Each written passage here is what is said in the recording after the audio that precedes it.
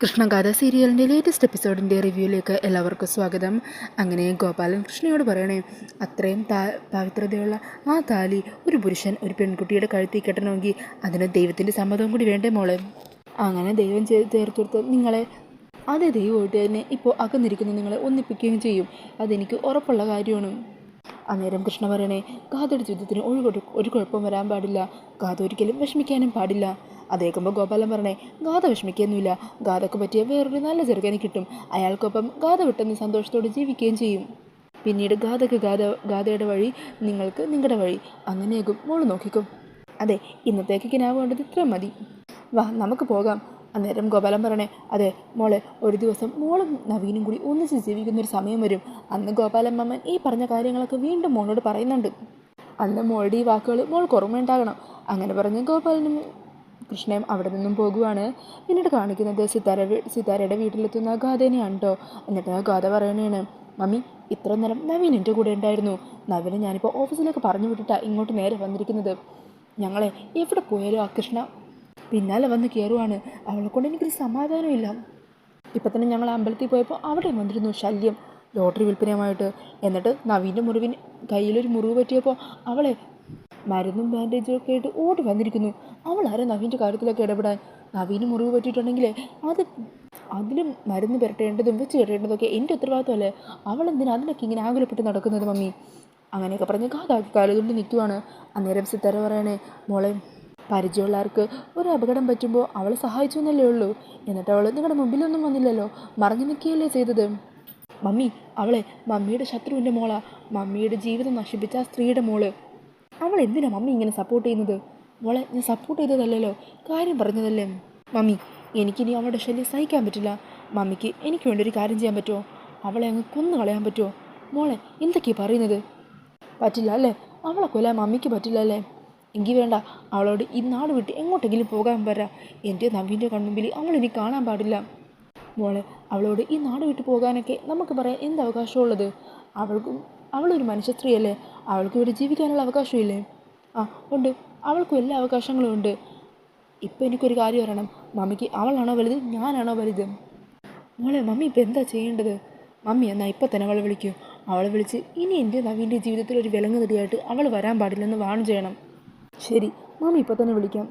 അങ്ങനെ സിത്താര കൃഷ്ണയുടെ ഫോണിലേക്ക് വിളിക്കുവാണ് കേട്ടോ. ഈ സമയം സിത്താരയുടെ കോള് കാണുന്നതും കൃഷ്ണ പറയണേ, ദേ ഗോപാലമ്മ സിത്താരമ്മയുടെ വിളിക്കുന്നത്, എന്ത് ചെയ്യണം? എന്താ എടുക്കണോ? അന്നേരം ഗോപാലൻ പറയണേ, എടുക്ക്, അല്ലെങ്കിൽ എടുക്കാതിരുന്നു കഴിഞ്ഞാൽ അവർ പിന്നെ വീട്ടിലേക്ക് കയറി വന്നാലോ, പിന്നെ തങ്കവുമായിട്ട് എന്തെങ്കിലും പ്രശ്നം ഉണ്ടാവും. അങ്ങനെ കൃഷ്ണ കോൾ അറ്റൻഡ് ചെയ്യുക. Hello Sithara madam. കൃഷ്ണ, നിന്നോട് ഞാൻ ഒരു കാര്യം പറഞ്ഞിരുന്നു, നവീൻ്റെയും ഗാഥയുടെയും ജീവിതത്തിലേക്ക് ഒരിക്കലും ഒരു തടസ്സമായിട്ട് നീ ചെല്ലാൻ പാടില്ല എന്ന്. ഇന്ന് അമ്പലത്തിൽ വെച്ച് നീ എങ്ങനെയാണ് നവീൻ്റെയും ഗാഥയുടെ മുമ്പിലെത്തിയത്? ഈ സമയം കൃഷ്ണ പറയണേ, മാഡത്തിന് തന്ന വാക്ക് പാലിക്കാനാണ് ഞാൻ ഇതുവരെ ശ്രമിച്ചിട്ടുള്ളത്. നവീൻ്റെ കൺമുമ്പിൽ പോലും പെടാതിരിക്കാനാണ് ഇത്രയും ദൂരത്തുള്ളൊരു സ്ഥലത്ത് വന്ന് ലോട്ടറി കച്ചവടം നടത്തുന്നത്. ഈ ഒരു തൊഴിൽ മാത്രമേ ഞങ്ങൾക്കുള്ളൂ, ഇതുകൊണ്ടാണ് ഞങ്ങൾ ജീവിക്കുന്നത്. അതുകൂടി വിലക്കല്ലേ മാഡം? അന്നേരം കഥ ഫോൺ തട്ടിപ്പറിച്ചിട്ട് പറയണേ, എടി നവീൻ മരിക്ക് പറ്റിക്കഴിഞ്ഞാൽ അതിന് നീ എന്തിനാണ് ഇത്ര ആകുലപ്പെടുന്നത്? നീ ആരാ നവീന് മരുന്നും മറ്റും വാങ്ങിച്ചു കൊടുക്കാൻ? അന്നേരം കൃഷ്ണ പറയണേ, അത് പിന്നെ ഗാഥ ഇതിനെന്തിനാ എന്നോടിങ്ങനെ ദേഷ്യപ്പെടുന്നത്? നവീനൊരു മുറിവ് പറ്റിയപ്പോൾ അത് കണ്ടപ്പോൾ പെട്ടെന്ന് മരുന്ന് വാങ്ങിക്കണമെന്ന് തോന്നി. ഞാൻ നവീൻ്റെ മുമ്പിലൊന്നും വന്നില്ലല്ലോ. പിന്നെ നവീൻ്റെ മുറിവിനിപ്പോൾ എങ്ങനെയുണ്ട്? വേദനയൊക്കെ മാറിയോ? എന്താണെങ്കിലും ടി എടുക്കുന്നത് നന്നായിരിക്കും. അതേക്കുന്നതും ഗാഥക്ക് അങ്ങ് ദേഷ്യം വരണേ, ദേ അതൊക്കെ ചെയ്യാൻ എനിക്കറിയാം, അതിനൊന്നും നിൻ്റെ ഉപദേശം എനിക്ക് ആവശ്യമില്ല.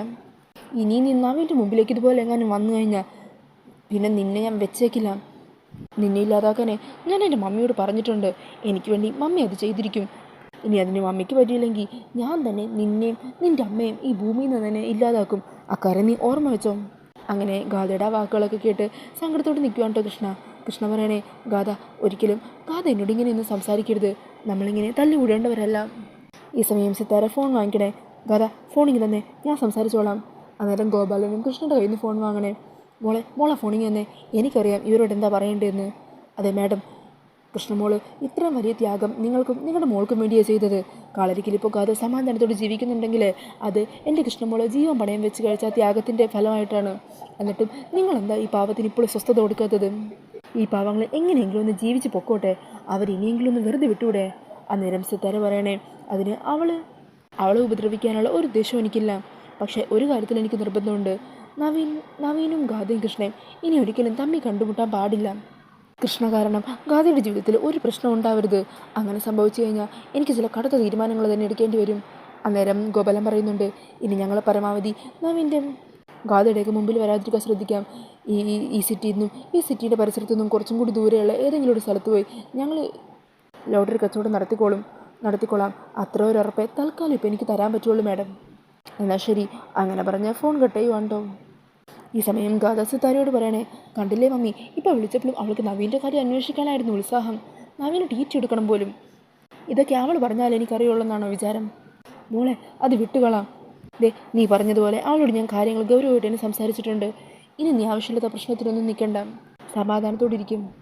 പിന്നീട് നന്ദനരികിലേക്ക് ചായമായിട്ട് വരുന്ന സുമിത്രനെയാണ് കേട്ടോ കാണിക്കുന്നത്. സുമിത്ര പറയണേ, അതേട്ടാ, മനസ്സിനൊരു സമാധാനവും ഇല്ല. ഗാഥമോളെ എന്തൊക്കെ തന്നെ ചെയ്തിട്ടും ഗാഥമോളുടെ പേടിയും ഭയവും ഒന്നും മാറുന്നില്ലല്ലോ. പഴയ ഗാഥമോളെ നമുക്ക് തിരികെ കിട്ടുന്നില്ലല്ലോ. അമ്പലത്തിൽ കൊണ്ടുപോയ മോളുടെ പ്രശ്നങ്ങളെല്ലാം മാറുമെന്ന് വിചാരിച്ചു, എന്നിട്ടും ഒരു മാറ്റവും ഇല്ല. നവീനാണെങ്കിൽ മോളെയും കൂടി ഹോസ്പിറ്റലിൽ കൊണ്ടുപോയി, അതിനൊരു പ്രയോജനമില്ലാതായി പോയില്ലേ. ഇനിയിപ്പോൾ നമ്മൾ എന്താ ചെയ്യുക നന്ദേട്ടാ? മുമ്പ് ഗാഥമോള് എത്ര ഐശ്വര്യത്തോടെയാണ് സംസാരിച്ചുകൊണ്ടിരുന്നത്. ഈ വീട്ടിലെ പ്രകാശം തന്നെ അവളായിരുന്നില്ലേ. നമ്മളോടൊക്കെ എത്ര നല്ല രീതിയിൽ അവൾ പെരുമാറിയിരുന്നത്. ഇപ്പോൾ ഗാഥമോളുടെ പെരുമാറ്റം കാണുമ്പോൾ പേടിയും ഭയമൊക്കെ വരും. എന്നാൽ അത് ഒരു മനുഷ്യൻ്റെ സ്വഭാവത്തെ ഇത്രയ്ക്കൊക്കെ മാറ്റിയെടുക്കുമോ? മുതിർന്നവരോടുള്ള ബഹുമാനം പോലും ഇല്ലാതാക്കി കളയുമോ? അങ്ങനെയൊക്കെ സുമിത്ര പറഞ്ഞുകൊണ്ടിരിക്കുവാണ്. അന്നേരം നന്ദനാണെങ്കിൽ എല്ലാം അതേ എന്നുള്ള മട്ടിൽ ഇങ്ങനെ കേട്ടുകൊണ്ടിരിക്കുക. ഈ സമയം സുമിത്ര ചോദിക്കണേ, എന്താ നന്ദേട്ട ഇങ്ങനെ ഒഴുക്കം മട്ടിലിരിക്കുന്നത്? നമ്മുടെ മോൻ്റെ കാര്യമല്ലേ. നവീൻ്റെ കാര്യം ഓർക്കുമ്പോൾ എനിക്ക് സങ്കടമാവുന്നത്. അവൻ്റെ മുഖത്ത് ഇപ്പോൾ ഒരു സന്തോഷവും ചിരിയും ഒന്നുമില്ല. വല്ലാത്തൊരു സങ്കടമാണ്. നമ്മളായിട്ട് അവൻ്റെ ജീവിതം നശിപ്പിച്ചു എന്നൊരു തോന്നൽ, ടെൻഷനും ഒക്കെ എൻ്റെ ഉള്ളിൽ വന്നു തുടങ്ങിയിരിക്കുന്നു. നല്ലൊരു ദാമ്പത്യ ജീവിതം അവന് കിട്ടാത്തതിൻ്റെ സങ്കടവും വിഷമവും എല്ലാം നവീൻ്റെ മുഖത്ത് കാണാനുണ്ട്. അന്നേരം നന്ദൻ പറയണേണ്, യഥാർത്ഥ കഥ അവൻ്റെ ജീവിതത്തിലേക്ക് തിരിച്ചു വന്നാലേ ഈ പ്രശ്നങ്ങളെല്ലാം മാറുള്ളൂ. അതേ എന്നത് സുമിത്ര ചോദിക്കണേ, യഥാർത്ഥ കഥയോ? അതെന്താ നന്ദേട്ടൻ അങ്ങനെ പറഞ്ഞത്? അന്നേരം നന്ദൻ പറയണേ, അത് പിന്നെ മറ്റൊന്നുമല്ല, താൻ പറഞ്ഞല്ലോ മുമ്പുണ്ടായിരുന്ന കഥ മോള് ഈ കുടുംബത്തിൻ്റെ പ്രകാശമായിരുന്നെന്ന്. ആവശ്യമില്ലാത്ത പേടിയും ഭയമൊക്കെ വന്ന് ആ മോളുടെ മനസ്സിനെ നശിപ്പിച്ചിരിക്കുക. മുമ്പുണ്ടായിരുന്ന മോളുടെ യഥാർത്ഥ സ്വഭാവം ഉണ്ടല്ലോ, അത് തിരികെ വരുന്ന കാര്യവും ഞാൻ ഉദ്ദേശിച്ചത്. അതെന്താണെങ്കിലും ഉടനെ തന്നെ സംഭവിക്കും. അതിനൊരു സമ്മതം മാത്രം മതി. സമ്മതോ? ആരുടെ സമ്മതം? നന്ദേട്ടൻ എന്തൊക്കെയാണ് പറയുന്നത്? എനിക്കൊന്നും മനസ്സിലാവുന്നില്ല. നന്ദേട്ടൻ എന്നിൽ നിന്നും എന്തെങ്കിലും മറച്ചു വെക്കുന്നുണ്ടോ? അങ്ങനെയൊന്നുമില്ലടോ, അതൊക്കെ തനിക്ക് തോന്നുന്നതാ. അന്നേരം സുമിത്ര പറയണേ, എന്താണെങ്കിലും നന്ദേട്ടാ, ഞാനൊരു കാര്യം തീരുമാനിച്ചു. ഗാഥമോളുടെ പേടി മാറ്റണം. അതിനുവേണ്ടി ഞാൻ തന്നെ എന്തെങ്കിലും ചെയ്തേ പറ്റുള്ളൂ. ഇപ്പോൾ സിത്താര ഇവിടെ ഇല്ലല്ലോ. സിത്താരയുടെ സ്ഥാനത്ത് നിന്ന് ഞാൻ വേണ്ടേ ഗാഥമോൾക്ക് കാര്യങ്ങളൊക്കെ പറഞ്ഞ് മനസ്സിലാക്കി കൊടുക്കാൻ. നന്ദേട്ടൻ നോക്കിക്കോ, എത്രയും പെട്ടെന്ന് തന്നെ ഞാൻ എൻ്റെ പഴയ ഗാഥമോളെയാക്കി തിരികെ കൊണ്ടുവന്നിരിക്കും.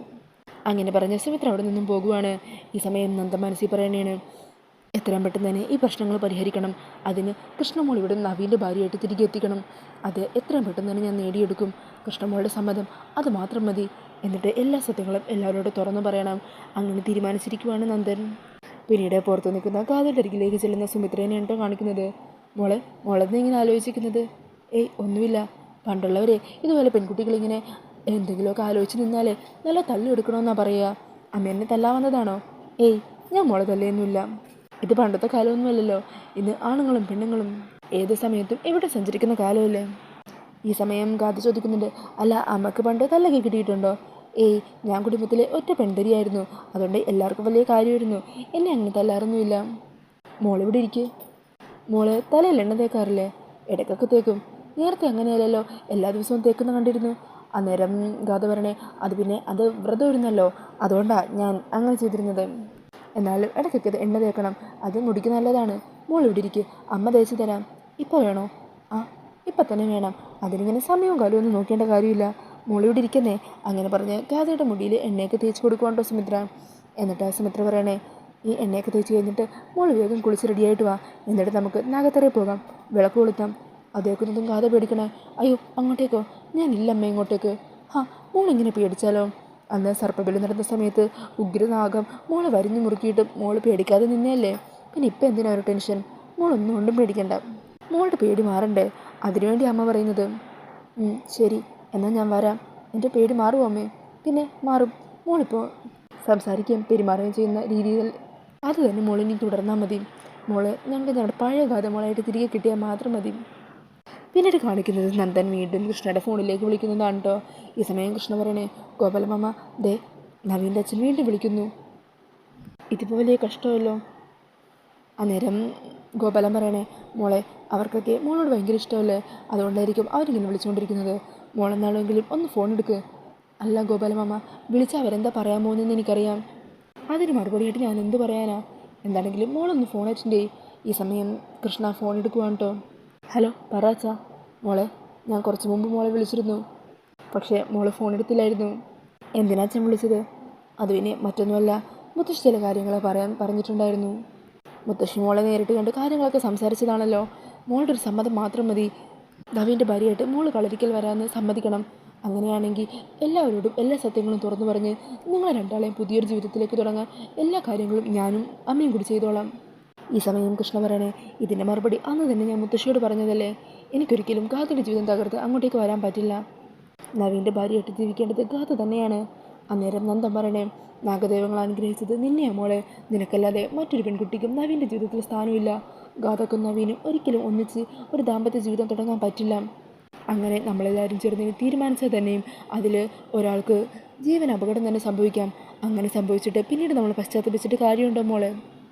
ഈ സമയം കൃഷ്ണ പറയണേ, അച്ഛനും അമ്മ മുത്തശ്ശിക്കും മാത്രം അറിയാവുന്നൊരു കാര്യമുണ്ടല്ലോ, ഞാനും ഗാഥയും ഒരേ അച്ഛൻ്റെ മക്കളാണെന്ന്. അങ്ങനെയുള്ളപ്പോൾ എൻ്റെ സഹോദരിയുടെ ജീവിതം എങ്ങനെ എനിക്ക് തകർക്കാൻ തോന്നുക? അതിനെക്കൊണ്ട് ഒരിക്കലും ആവില്ല. ഗാഥയെ സങ്കടപ്പെടുത്തുന്ന രീതിയിൽ ഒരു പ്രവൃത്തിയും എൻ്റെ ഭാഗത്തുനിന്ന് ഉണ്ടാവുകയില്ല. സത്യം പറഞ്ഞാൽ നിങ്ങളെയൊക്കെ ഞാൻ ചതിക്കുകയല്ലേ ചെയ്തത്. ആ കുടുംബത്തിലെ ആചാരങ്ങളിലേക്കൊക്കെ ഇടിച്ചു കയറി നിങ്ങളെല്ലാവരും കബളിപ്പിക്കുകയല്ലേ ഞാൻ ചെയ്തത്. അങ്ങനെയുള്ള എന്നോട് നിങ്ങൾക്കൊക്കെ ദേഷ്യമല്ലേ തോന്നേണ്ടത്? അങ്ങനെ ദേഷ്യപ്പെടേണ്ട കാര്യം എന്താ? മോള് ചെയ്തത് നല്ല കാര്യമാണ്. ഞങ്ങളുടെ കുടുംബത്തിലെ ശാപം മാറ്റാനായിട്ട് ദൈവം അനുഗ്രഹിച്ച് നൽകിയ ദേവതയാണ് നീ. ഇത്രയും നാളും ഞങ്ങളുടെ കുടുംബം കാത്തിരുന്നത് നിനക്ക് വേണ്ടിയാണ്. അച്ഛാ ദയവ് ചെയ്ത് ഇനി ഇക്കാര്യം പറഞ്ഞെന്നെ വിളിക്കരുത്.